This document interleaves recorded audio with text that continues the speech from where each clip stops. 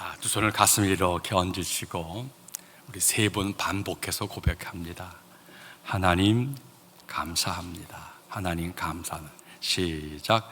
하나님 감사합니다. 하나님 감사합니다.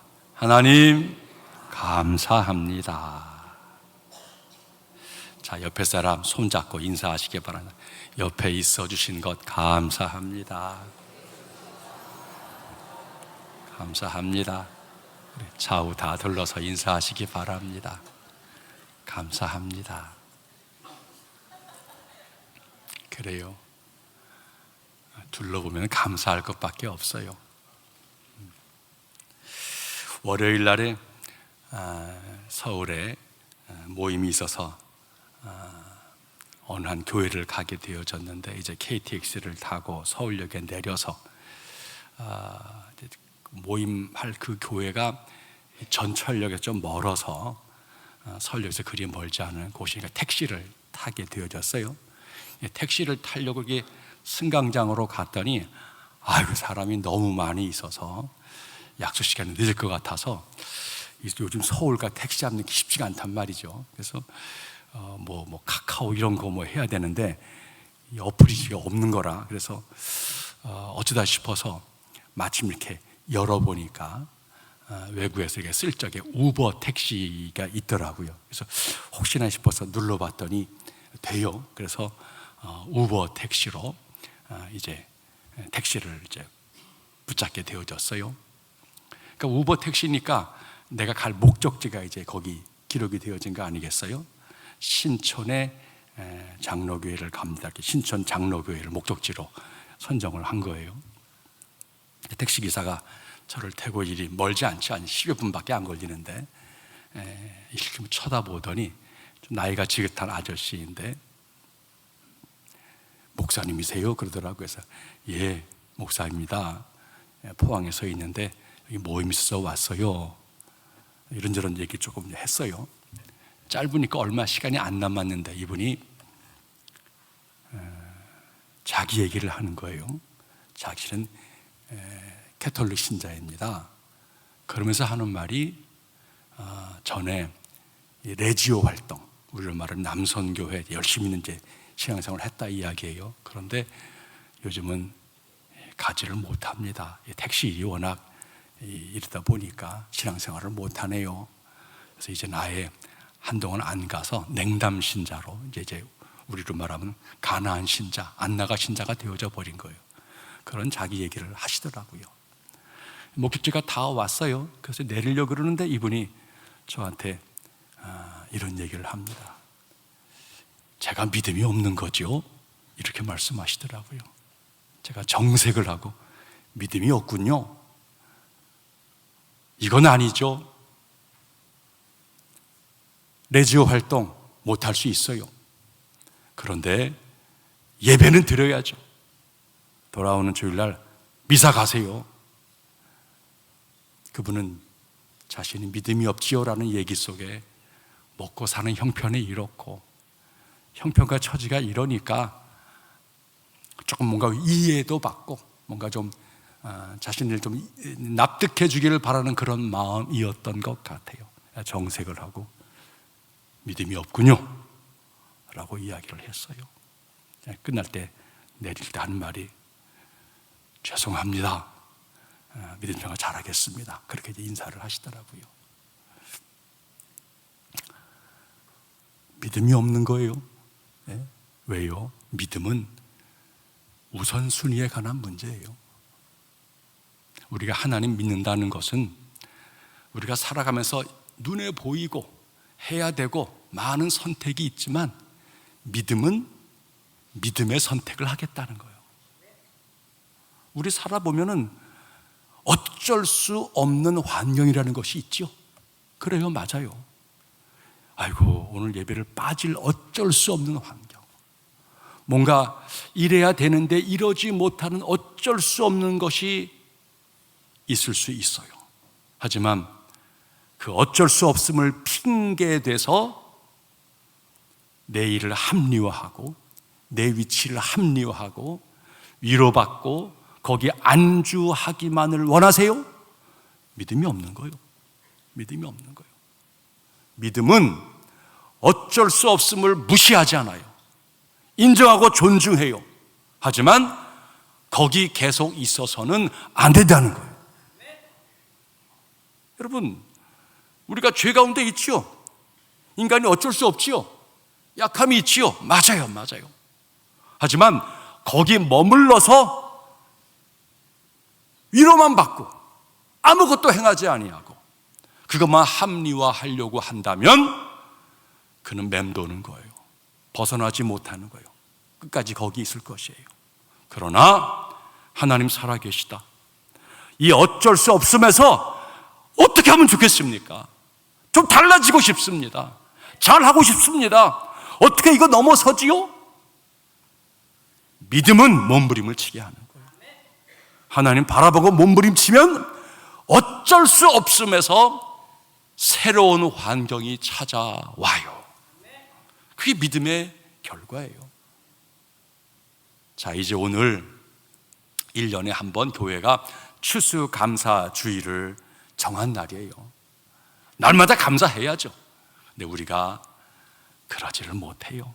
그래서 교회가 한 날을 정한 거예요. 1년의 저 후반부, 특별히 농경사회 속에 추수 다 마치고 이제는 곡식도 다 거두고 이제는 네 할 일 잠시 멈추고 너 웃잘고 모든 지나온 삶에 대해서, 농사의 결과에 대해서, 내 삶의 마무리에 감사합시다. 하나님 계시잖아. 하나님께 감사로 잘 마무리를 해야 한다는 거예요. 여러분, 이 감사 마무리가 중요해요. 이 감사 마무리는 하나님의 주인 되심을 인정하는 것이거든요. 여러분, 하나님 앞에 드리는 우리의 간절한 고백이에요. 고백. 하나님이 하신 거예요. 하나님이 도우셨어요. 이게 전심을 다해서 이 감사가 고백되어지면 어쩔 수 없음, 여러 문제와 상황들, 이런 것들 속에 그냥 쫓기듯 억지 마무리가 아니라 감사를 고백하면, 하나님 주권을 높여드리면 한 해의 말미에 회개도 되고 소망도 품고 새 결심을 갖게 되어지는 거예요. 요거를 풀어가는 게 오늘 감사날이 되어지는 거예요. 오늘 본문은 모세가 광야 40년의 세월을 마치고 이제 가나안 땅에 들어가기 전에 백성들에게 다짐을 받고자 하는 본문이에요. 요단강 건너편에서 저 건너 가나안 땅을 바라보면서 이제 앞으로 저곳에 가서 어떻게 살아야 되지? 이 질문이에요. 성경은 너희들이 여지껏 또 하나님의 많은 도움을 받았지만 저 가나안 땅에 들어가서 어떻게 살아야 정말 복의 민족, 복도 받고 복을 나누어주는 복의 근원으로 너희 민족이 살 수 있겠는가? 이거를 가르치는 게 본문이에요. 결국 모세는 지나온 40년을 돌아보게 하는 것이죠. 왜 우리가 이 과정을 지나와야 했던 것이지? 가나안 땅에 들어가서 제대로 살려고 하니까 지난날 어떻게 걸어왔지? 이거를 둘러봐야 한다는 거예요. 모세가 해석하는 지난날의 광야 세월은 한마디로 말하면 훈련의 시간이었다는 거예요. 여러분, 우리 인생을 광야라고 말하면 우리 인생도 훈련 받아야 될 것이 있다라고 하는 거예요. 자, 한번 16절 말씀 보시기 바라요. 시작. 내 조상들도 알지 못하던 만나를 광야에서 내게 먹이셨나니 이는 다 너를 낮추시며 너를 시험하사 마침내 내게 복을 주려 하심이었느니라. 아멘. 사실은 좀 앞에 14절 후반부터 나와 있어요. 너희가 광야 세월 출발 전에 애굽 땅에서 원래 종이었어. 근데 하나님이 너희를 종살이에서 해방을 시켜 주어서 이끌어내셨어. 또 너희를 홍해 바다를 가르게 해서 광야로 인도하셨지. 거기서 광대하고 위험한 그 속에서 불뱀, 전갈, 물이 하나도 없는 그 건조한 그 땅, 거기를 지나가게 하시면서 반석에서 물이 나게 하셨고, 너희 조상들은 상상할 수 없었던 하늘에서 만나를 내겨서 너희를 먹여 주었지. 너무나 힘겨웠던 광야 세월이었지만 하나님이 이렇게 수많은 도움을 주지 않았니? 이 도움의 의미가 뭘까? 자, 뭐라고요? 너를 낮추시고 너를 시험하사 너를 복 있는 백성 되게 하고자 함이었다는 거예요. 너를 낮추사. 하나님 우리에게 바라는 게 그거예요. 쉽게 말하면 내 꼴을 좀 알아라. 내가 누구인지 좀 알아라. 너는 도움 없이는 살 수 없어. 내가 너의 주인이야. 우리는 구할 수밖에 없어요. 이 땅 살아가면서 우린 날마다 모자란 거예요.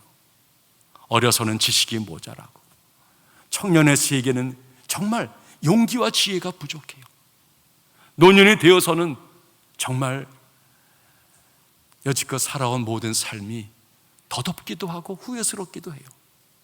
그런 의미에서는 잘 정리되어지는 지혜가 필요해요. 우리 삶에는 모든 것이 모자라요. 어느 날 건강도 떨어지고 재물도 떨어지고 감당할 의욕도 용기도 떨어지고 우리는 하나님 구하지 아니할 수 없어요. 우리는 하나님의 도움이 필요해요. 그러는 과정에서 나는 부족합니다. 나는 필요합니다. 하나님 도와주세요. 그게 인생의 진실이에요, 진실. 그래서 우리가 겸손해지는 건 낮아지기를 원한다는 거예요. 여러분, 낮아져야 받을 수가 있는 거예요. 내가 주시는 분보다 높아지려고 그러고 그분 앞에서 괜히 목을 쳐들고 내가 허리를 꼿꼿하게 뻗게 되어지면 우린 받을 수가 없어요. 받을 때에는 무릎을 꿇어야 돼요. 머리를 조아려야 돼요. 그리고 두 손을 들어야 돼요. 그래야 받게 되어지는 거예요. 광야 세월은 너에게 그런 시간이었다는 거예요. 나 하나님 필요합니다. 하나님 없으면 안 돼요. 무릎을 꿇고 하나님 두려운 줄 알고, 그래서 가나안 광야 땅이 끝내고 가나안이 주어진 것이고 새날이 이르게 되었다는 거예요. 그러니 이 광야 너를 낮추고 너를 시험해서 너의 수준을 좀 높여서 너로 하여금 복 있는 백성 되게 하고자 함이라는 거예요. 우리가 왜 배가 고팠을까요? 하나님의 먹을 것을 주시는 은혜를 얻으려고 배가 고팠다는 거예요. 우리가 왜 목말랐을까요? 반석에서 물이 나오는 은혜를 맛보게 하려고 목말랐다는 거예요. 왜 육체의 질병과 어려움 속에 있었을까요? 하나님의 고쳐주시는 경험을 얻기 위해서라는 거예요. 왜 우리가 재난을 만나고 고통을 당했을까요? 하나님께서 구체적 도움을 주시는 것을 경험하기 위함이었다는 거예요. 결국 광야는 이런 은혜를 받음으로 말미암아 하나님에게 신뢰를 서로 나눠 갖는, 하나님이 나의 하나님이시다, 하나님 우리의 필요를 공급하시고 우리 형편저절 알고 계시다, 나를 돕고 계신다, 하나님과 신뢰가 생기고 거기에서 하나님 감사합니다, 이 마음을 우리가 가져가길 원하는 거예요. 거기서 우리의 입을 벌려 하나님을 찬양하고 예배하도록 다듬어지도록 광야 세월을 주었다는 거예요. 몇 가지를 더 인용해 봅니다. 하나님, 때때로 병들게 하심을 감사합니다. 인간의 약함을 깨닫게 하셨기 때문입니다. 고독하고 외로운 것도 감사합니다. 하나님과 더 가까워지는 기회가 되었기 때문입니다. 일이 계획대로 안 되도록 하신 것도 감사합니다. 그때의 제 교만이 깨졌기 때문입니다. 돈이 떨어지고 사고 싶은 것을 마음대로 못 사게 하신 것도 감사합니다. 누군가 눈물 젖은 빵을 먹는 심정을 이해하게 되었기 때문입니다. 자식들이 공부를 기대만큼 안 하고 아내가 미워지고 부모 형제들이 짐스러워질 때도 감사합니다. 그분들이 나의 우상이 되지 않게 하셨기 때문입니다.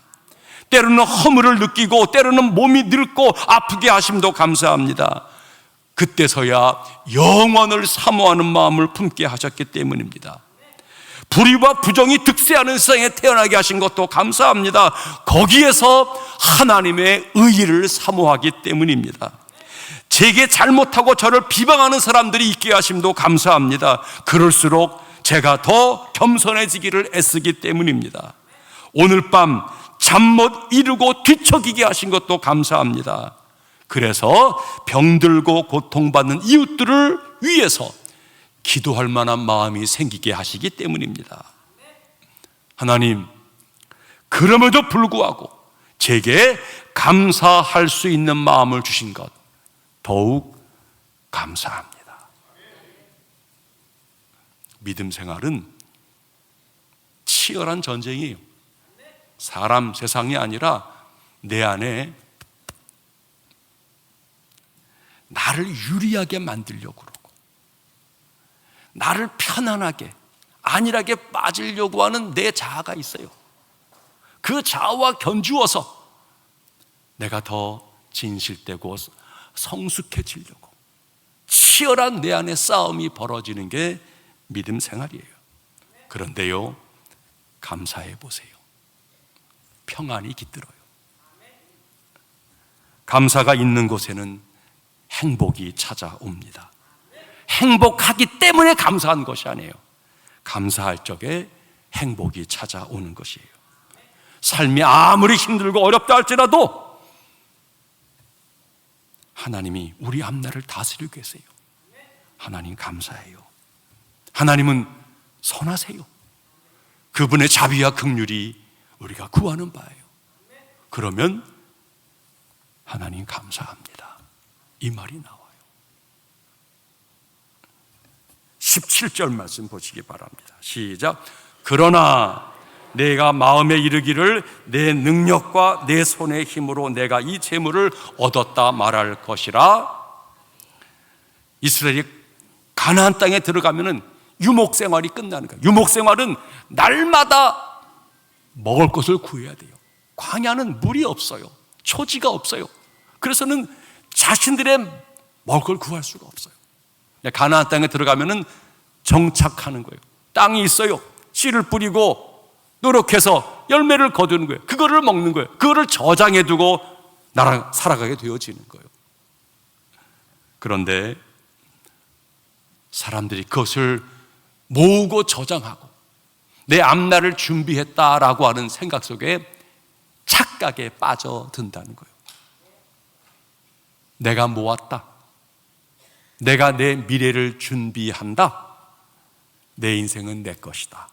그런 생각이 너희에게 깃들 것이라는 거예요. 내 능력과 내 손의 힘으로 내가 이 재물을 얻었다. 지난 주간 수험생들이 수능 시험을 다 마쳤을 것이에요. 이제 좀 쉬자. 내 마음대로 자유롭게 해보자. 운동하는 선수가 메달을 따기도 하고 우승을 하기도 하고 뭔가 성취를 이룬 다음에 아이고 이제는 좀 쉬고 싶다고, 내 마음대로 하고 싶다고. 그 마음 충분히 이해합니다. 인생의 그 어려운 시험, 그 중요한 시합을 눈앞에 두고 얼마나 절제하고 애쓰고 수고했겠습니까? 그런데요, 인생에 진짜 중요한 시험이 있습니다. 이 시험에 꼭 합격해야 진짜 복을 받는 인생이 된다는 거예요. 여러분, 수능 시험 봤다고 그게 진짜 복은 아니에요. 시합에서 몇 번 이겼다고 그게 진짜 복은 아니에요. 인생에 진짜 이 시험에 합격해야 복을 받게 되어진다는 거예요. 이 인생의 시험 문제가 무엇일까요? 오늘 본문 이렇게 말하는 거예요. 내게 주어진 이 모든 것 다 누가 준 거지? 이 질문에 답을 해야 한다는 거예요. 이 질문 앞에서 바른 답을 내놓고 걸맞는 삶을 살게 되어지면 그가 복받는 사람이 된다는 거예요. 하나님은 은혜를 펼쳐 놓으시고 그 은혜 앞에서 우리의 마음과 태도를 한번 시험해 보고 계시다는 거예요. 우리들이 흔히 하는 착각이 있지요. 예컨대 우리들이 뭔가 일을 이룬 다음에 어떤 사람이 다가와서 내게 인사하는 거예요. 축하합니다. 얼마나 기쁘세요? 대개 사람들이 이렇게 얼버무려요. 뭘요? 별것도 아닌걸요 뭐. 이 말은 굉장히 겸손한 말인 척 보여주지요? 성경은 그렇지 않다는 거예요. 겸손이 아니라 그것은 교만이라고 말하고 있어요. 우리가 잘 될 때, 형통할 때에 하나님의 은혜를 잊어버리고 감사하지 않는 것, 그게 바로 교만이라고 성경은 이야기하는 거예요. 내 능력, 내 힘이 아닙니다. 하나님이 우리에게 은혜를 베풀어 주었고 여러 지인과 돕는 사람들의 은혜가 있었기 때문에 우리가 이룬 것이에요. 형통하게 되어진 거예요. 축하해요. 얼마나 좋으세요? 바른 답이 뭡니까? 축하해 주어서 감사합니다. 하지만 제가 한 게 아닙니다. 하나님이 도우신 것입니다. 여러분들이 다 도와주었기 때문입니다. 부모님 은혜입니다. 이 말을 해야 돼요. 이 말을 해야 돼요. 우리가 형통할 때에 하나님의 은혜를 잊지 말아야 돼요. 여러 주변 사람들의 은혜를 잊지 말아야 돼요. 그래야 감사할 일이 지속되어져요. 감사하지 않으면 메말라 가는 거예요. 내가 한 것인 양 자랑하고 교만해지면 서서히 끊어져 가는 거예요. 은혜가 끊어가고 사람도 물러가고 좋은 일이 더 이상 생기지를 않아요. 그러나 하나님의 은혜입니다. 하나님 감사합니다. 여러 주변의 도움이죠. 참 감사해요. 이 마음을 가지면 감사의 삶이 이어지는 거예요. 18절 말씀 보시기 바랍니다. 시작. 내 하나님 여호와를 기억하라. 그가 내게 재물 얻을 능력을 주셨습니다. 이같이 하심은 내 조상들에게 맹세하신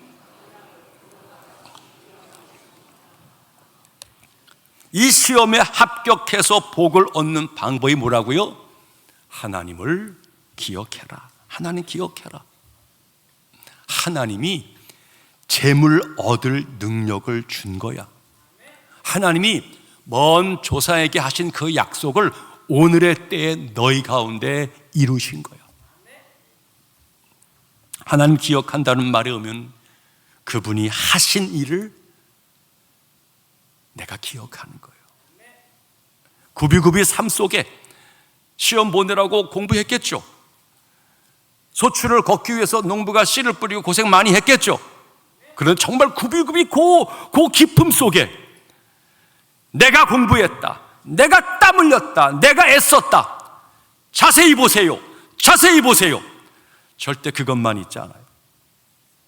공부할 적에 여러분을 기다린 부모가 있어요. 공부할 적에 여러분의 건강을 챙겨준 부모가 있어요. 여러분보다 더 염려하고 더 걱정하는 마음으로 살핀 부모님 은혜가 있어요. 농부가 뿌린 씨앗도 마찬가지예요. 하늘이 햇볕과 단비를 준 거예요. 그거 없으면 농부의 수고는 아무것도 아니에요. 은혜가 먼저 있었어요. 어떤 공로나 어떤 자랑이나 어떤 내 힘과 그거 다 그것 위에 그보다 더 중요한 것 은혜가 있었어요. 그러니 감사하지 못할 이유가 없어요. 감사해야만 하는 거예요.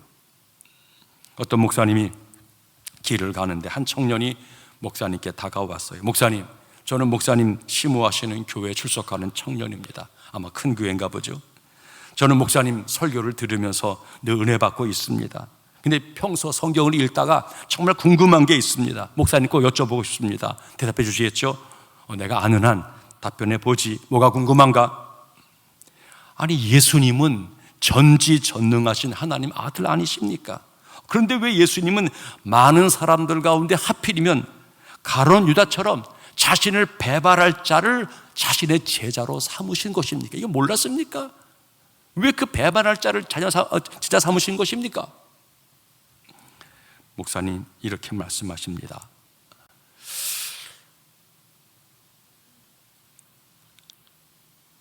나도 사실은 성경을 읽다가 궁금한 게 있어. 지금 물어본 질문보다 더 궁금한 거지. 아니, 뭐가 더 궁금하십니까? 목사님 말씀이에요. 내가 늘 궁금하고 이해가 되지 않는 것은 하나님께서 왜 나 같은 죄인을 버리지 아니하시고 구원해 주었는지 정말 모르겠어. 그 말 앞에 청년은 말을 잃어버리고 머리를 수그렸다는 거예요. 여러분, 우리에게 가룟 유다가 문제가 아니에요. 가룟 유다보다 더 못난 나 같은 죄인 버리지 아니하시고 하나님 나를 구원해 주었다는 거예요. 내게 임한 그 하나님의 사랑과 구원을 기억한다면 문제는 절로 풀려요. 잘 기억하세요. 살다 보면 의문이 있어요. 왜 이런 일이? 아니, 이상하다. 하나님의 은혜와 사랑을 기억해 봐요. 풀려요. 의심도 풀리고 내 고집도 풀려요. 찬송가 305장. 나 같은 죄인 살리신 주 은혜 놀라워 큰 죄악에서 건지신 주 은혜 고마워 이제껏 내가 산 것도 주님의 은혜라 거기서 우리 영원히 주님의 은혜라. 맞아요. 나 같은 죄인 살리신 것 하나님의 은혜입니다. 큰 죄악에서 건지신 것 하나님의 은혜입니다. 여기까지 내가 산 것 하나님의 은혜입니다. 장차 영원한 나라 바라볼 수 있는 것 하나님의 은혜입니다. 이런 은혜가 기억나면 풀리는 거예요. 어떤 의심이 있습니까? 어떤 회의가 있습니까? 어떤 모자람이 있습니까? 은혜를 기억해요. 감사하세요. 풀려져요. 악기를 만드는 것은 좋은 소리를 듣기 위함입니다. 하나님이 인간을 창조하시고 그에게 한없는 은혜를 베푸신 것 다름이 아니에요. 지으신 이를 감사하고 기쁨과 찬송으로 하나님께 영광 돌리기를 원하시는 거예요. 하나님은 이 소리 듣기를 너무너무 좋아하세요. 자연 만물, 모든 동식물들은 존재함으로 하나님께 영광이 되어지는 거예요. 우리도 존재함으로 하나님께 영광 되어지면서 우리 사람들이랑 한 가지를 더 기대하는 거예요. 생각하고 창의를 꿈꾸는 인간에게 한 가지 더 뭐라고요? 이 모든 게 하나님의 은혜였습니다. 하나님을 감사하는 그 고백을 인간에게 하나님이 기대하시는 거예요. 우리가 만물의 영장이에요. 모든 우주 만물, 모든 자연들, 모든 생물들 다 대표해서 인간이 마침내 그 존재로 하나님께 영광을 돌리되 인간은 그의 입술, 그의 삶을 통해서 하나님 감사합니다. 그 고백을 올려드리는 거예요. 감사는 말이 아니에요. 감사가 인격이에요. 그게 인간 본질이에요. 감사가 우리 영혼의 모양새예요. 다른 자연들은 감사하지 못해요. 있는 존재를 올려드리는 것뿐이에요. 하지만 사람은 영이 있어요. 하나님과의 관계가 있는 거예요. 그래서 하나님께 감사하는 거예요. 인간만 감사하도록 지어주신 거예요. 근데 그 인간이 감사하지 못하면 창조 세계가 망가지는 거예요. 결국 사람이 어떤 존재인가 하는 것 감사하는 정도에 달려 있어요. 감사의 수준이 세계의 수준이에요. 오늘날 정말 놀랍도록 비교할 수 없는 풍요의 세계를 살고 있어요. 우리도 고백하는 거잖아요. 어떻게 대한민국이, 어떻게 오늘 우리 시대가, 야, 참 노년에 정말 귀한 세계 본다, 다 고백하는 말 아닙니까? 우리 모두가 놀랍도록 풍요와 위대한 세계를 맛보고 있어요. 그런데 그 속에서 불평과 불만이 난무하고 고독과 소외가 들끓어요. 여러분, 이 현대 성도들은 감사를 외치는 그거 하나만으로도 성도 구실할 수 있어요. 감사를 선포하는 것, 그것만으로도 하나님의 나라와 교회를 세워갈 수 있어요. 이웃과 세상에 대해서 감사하는 사람으로 살아가시기 바랍니다. 우리가 세세면 축제를 다음 주에 하려고 하는데 우리가 전하는 메시지 다른 거 아니에요. 감사하다는 거예요. 나 같은 죄인 살리신 거 감사하고, 당신이 내 이웃으로 친구로 나와 더불어 있는 게 감사하고, 그를 향해서 감사하는 것만으로도 복음의 능력이 되어져요. 우리가 하나님의 은혜를 잊지 아니하고 감사하는 마음만 가져도 우리는 복의 근원으로 살게 되어집니다. 우리 자녀가 시냇가에 심겨진 나무와 같이 늘 열매가 푸르고 잘 되기를 바라요. 그러면 물려줄 것 딱 한 가지예요. 감사하십시오. 자녀에게 감사를 가르치십시오. 감사만 분명하면 우리의 마무리가 아름다워지고 우리의 자녀는 시냇가에 심겨진 나무가 돼요. 이 시대를 바라보십시오. 이 시대가 모자란 게 없어요. 돈도 모자라고 건강도 약해지고 시대가 정의가 없고 여러 가지 말해요. 아니요. 전에 비하면 다 풍요로워요. 딱 한 가지 모자란 거 있어요. 감사의 마음이 줄어들었어요. 감사하지 않고 있어요. 자, 오늘 추수감사주일, 감사 회복의 날이에요. 이 한 해의 말미, 내 인생의 마무리, 하나님 감사합니다. 이 고백이 있기를 축복합니다.